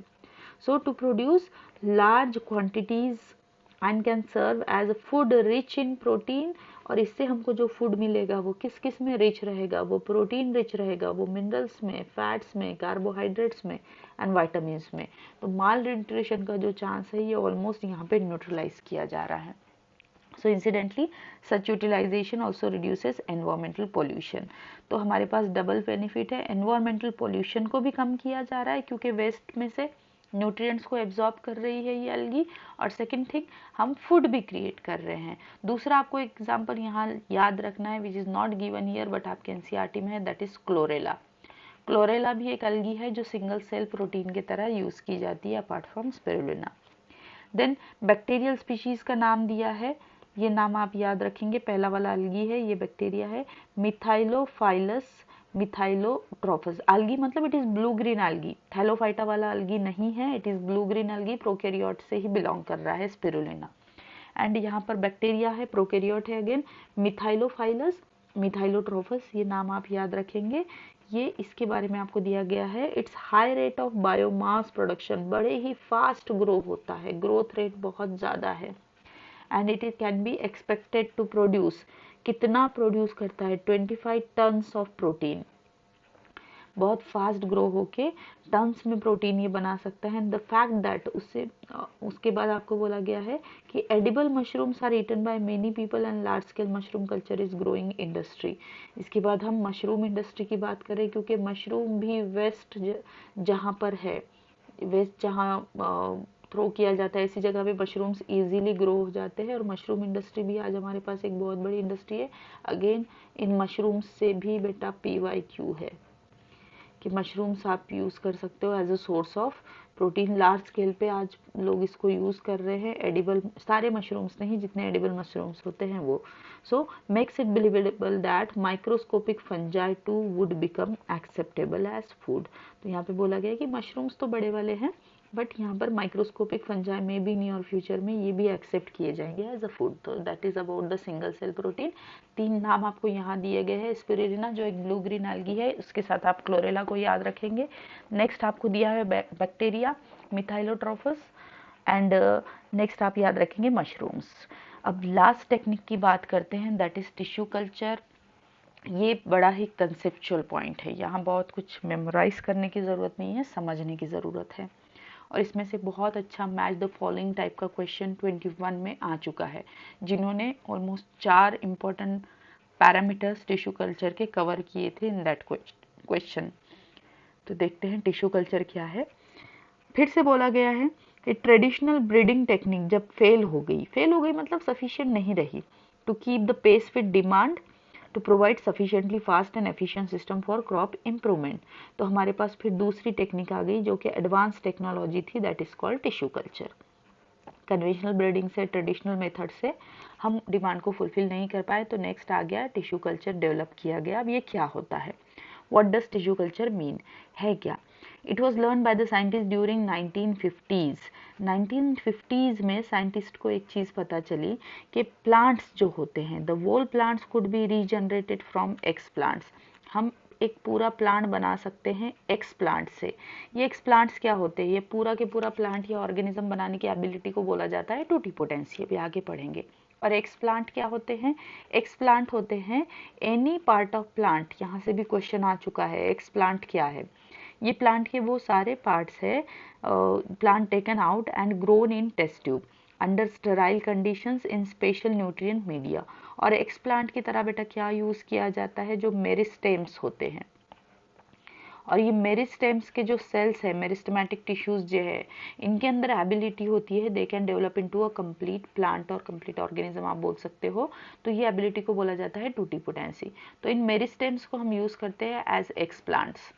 ये मेरिस्टेम शूट मेरिस्टेम भी हो सकता है, रूट मेरिस्टेम भी हो सकता है, इनको हम as a explant use करेंगे। So this capacity to generate whole plant from any cell is called totipotency. Match the following में एक पॉइंट टोटीपोटेंसी का था, एक पॉइंट एक्स प्लांट का था। तो देखिए 2 पॉइंट आ चुके हैं, इस एबिलिटी को क्या बोला जाता है, टोटीपोटेंसी बोला जाता है। सो यहाँ इन्होंने दिया है, इसके बारे में आप हायर क्लासेस में डिटेल में पढ़ेंगे, अभी हमको इसके बारे में डिटेल नहीं पढ़ना है। बस याद रखें टोटीपोटेंसी क्या है, capacity to generate whole plant from any cell, that is called totipotency. It is important to stress here, यहाँ पे हमको किस बात पे ध्यान देना है, the nutrient medium must provide a carbon source. This nutrient medium, we have already discuss about this nutrient medium in 11th class, that is plant growth regulator में हमने न्यूट्रिएंट मीडियम की बात की थी, जो स्कूग एंड मिलर ने बनाया था। वहाँ पर इन्होंने प्लांट ग्रोथ रेगुलेटर्स उसमें ऐड किए थे, ऑक्सीन एंड साइटोकाइनिन। तो बोला गया है कि आपके न्यूट्रिएंट मीडियम में क्या होना चाहिए, क्या क्या होना चाहिए, इंपॉर्टेंट पॉइंट है, क्या क्या होना चाहिए। इसके अंदर होना चाहिए कार्बन सोर्स, एग्जाम्पल इन्होंने दिया सुक्रोज। देन इसमें होना चाहिए इनऑर्गेनिक सॉल्ट्स होने चाहिए, लाइक यहाँ पे सोडियम सॉल्ट चाहिए, फॉस्फेट्स चाहिए एंड ऑल दैट। देन इसमें और क्या होने चाहिए, वाइटामिन होने चाहिए, अमाइनो एसिड्स होने चाहिए, एंड ग्रोथ रेगुलेटर्स यानी कि हार्मोन्स, प्लांट हार्मोन्स, जिसमें आते हैं ऑक्सीन एंड साइटोकाइनिन। इनकी फंक्शनिंग हम पढ़ चुके हैं ऑलरेडी जब हम आर्टिफिशियल मीडियम में इनको डालते हैं। If you are adding the auxin in higher concentration it induces root development and ज़्यादा साइटोकाइनिन होता है तो शूट डेवलपमेंट। फिर हम क्या करते हैं, by application of this methods it is possible to achieve propagation of large number of plants in very short duration. ये इसका सबसे बड़ा बेनिफिट है, कम से कम टाइम में आप बहुत ही ज़्यादा प्लांट्स को बना सकते हो। क्या होता है बेटा, यहाँ पर एक टेस्ट ट्यूब के अंदर एक्सप्लांट को लिया जाता है। टेस्ट ट्यूब में आप पहले न्यूट्रिएंट मीडिया यहाँ पर डाल देंगे। न्यूट्रिएंट मीडिया क्या क्या रहेगा सब बता दिया है। इसके अंदर क्या होना चाहिए, कार्बन सोर्स होना चाहिए, विटामिन होना चाहिए, अमीनो एसिड्स होना चाहिए। और एक्सप्लांट हमने यहाँ डाल दिया, दिस इज एक्सप्लांट। अब ये एक्सप्लांट इस न्यूट्रिएंट को यूज़ करके ये ग्रो होगा, ग्रो होकर ये बना लेता है कैलस। फिर इस कैलस को क्या किया जाता है और दूसरे ट्यूब्स में शिफ्ट किया जाता है। तो ये आप छोटे से एरिया में सब कुछ कर सकते हो, you are not going to need any farm और एनीथिंग। अब यहाँ पर हमने एक कैलस से बहुत सारे हंड्रेड्स ऑफ प्लांटलेट्स बना दिए हैं, छोटे छोटे ये प्लांट्स है, छोटे छोटे प्लांटलेट्स है। तो हमारे पास क्या हो गया, नंबर ऑफ प्लांट्स बन गए हैं, जो कि एक बड़े एरिया में पॉसिबल नहीं थी, जो चीज़ हमने छोटे से एरिया में कर ली। तो इट इज सेड दैट यहाँ पे हम क्या कर सकते हैं, पॉसिबल टू अचीव प्रोपोगेशन। हम यहाँ पे propagation of large number of plants with short duration. और इसी मेथड को हम क्या बोलते हैं, this method of producing thousands of plants. यहाँ पे आप ऐसे थाउजेंड्स ऑफ प्लांट्स बनाते हो थ्रू टिश्यू कल्चर, इसको बोला जाता है माइक्रो प्रोपगेशन। और इससे बेटा क्वेश्चन पूछा गया था 2015 में, और ये सेम पॉइंट था जो 21 का मैच द फॉलोइंग है, उसमें एक पॉइंट था माइक्रो प्रोपगेशन। तो माइक्रो प्रोपगेशन में हम क्या करते हैं, टिश्यू कल्चर की हेल्प से hundreds and thousands of plant कम से कम टाइम में और कम से कम जगह में बना सकते हैं। Now each of these plants will be genetically identical, ये इनकी स्पेशलिटी है। जितने भी प्लांट्स बनेंगे माइक्रो प्रोपगेशन से ये जेनेटिकली आइडेंटिकल रहेंगे, क्योंकि आपने कोई हाइब्रिडाइजेशन नहीं किया है यहाँ पर। To the original plant from which they were grown, directly original plant का हमने मेरिस्टेम लिया था और वहाँ से बनाया था, तो इसलिए हम उनको क्या बोल सकते हैं, उनको बोला जाता है सोमा क्लोन्स। माइक्रो प्रोपगेशन से जो प्लांट बनेंगे सोमा क्लोन्स बोलेंगे, क्योंकि जेनेटिकली आइडेंटिकल है, बॉडी पूरी पूरी सेम रहेगी। Soma means body, clones genetically identical. Many important food plants, आपको एग्जाम्पल दिया गया है कौन कौन से फूड प्लांट्स बनाए गए हैं इस टेक्निक से। टोमेटो है, बनाना है, एप्पल है, इनको इससे बनाया गया है और कमर्शियलाइज भी किया गया है। They are there in the market today to produce on commercial scale using this method. So try to visit tissue culture laboratory, कभी जाइए, विजिट करिए, आपको बड़े ही अच्छे और बहुत ही फैंटास्टिक एक्सपीरियंसेस यहाँ से आएंगे कि how this processes are carried out. अब देन नेक्स्ट आपको बताया गया another important application of this method is recovery of healthy plants. ये तो हो गया, प्रोडक्शन कर लिया हमने।